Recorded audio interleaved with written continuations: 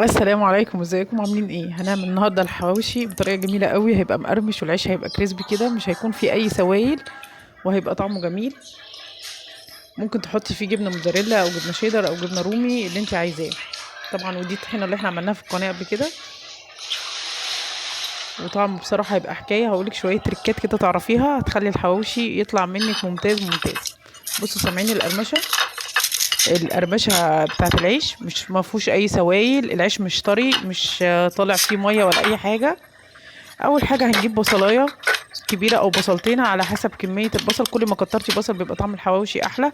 وممكن تجيبي فلفل حامي او فلفل بارد زي ما انت عايزه. انا كان عندي فلفل الوان، حطيت فلفل جزء اصفر وفلفلايه خضراء وفلفلايه حاميه. ممكن تحطي فلفل احمر وتوميه وبصلتين كبار، وصفيتهم من الميه بتاعتهم عشان دوت اللي بيطر العيش. وطبعا انتوا عارفين الحواوشي لازم يبقى فيه كميه من الدهن. جبت عندي حته لب الدوش كده اهوت، تقريبا 100 جرام، وفرمتها في الكبه ومع كميه اللحمه اللي انتوا شايفينها. وبقى حطيت معلقه دقيق عشان لو في اي سوائل تروح شربها، ومعلقه صغيره من السبع بهارات وفلفل اسود، وحطيت كزبره ناشفه، وحطيت الملح بتاعي. هي دي البهارات بس اللي انا حطيتها. واللي حابب يزود بقدونس او شويه كزبره وبقدونس خضر برضو بيدوا طعم جميل جدا. وجبنا العيش بتاعنا وفتحناه بالمقص كده اهوت، بيبقى اسهل فتحه بالمقص. وطبعا لازم نخلط كل الكلام ده مع بعض، ندمجه جامد كده لحد ما تبقى معاكي كتله عجين. وكمان حطينا معلقه، نسيت اقول لكم ان انا حطيت معلقه بيكنج باودر. انا بحط بيكنج باودر في البرجر وبحطه في الحواوشي، بصراحه بصراحه بيدي نتيجه هايله، بيخليه هش كده وجميل، ولما تاكليه ما تحسيش ان هو مكتوم.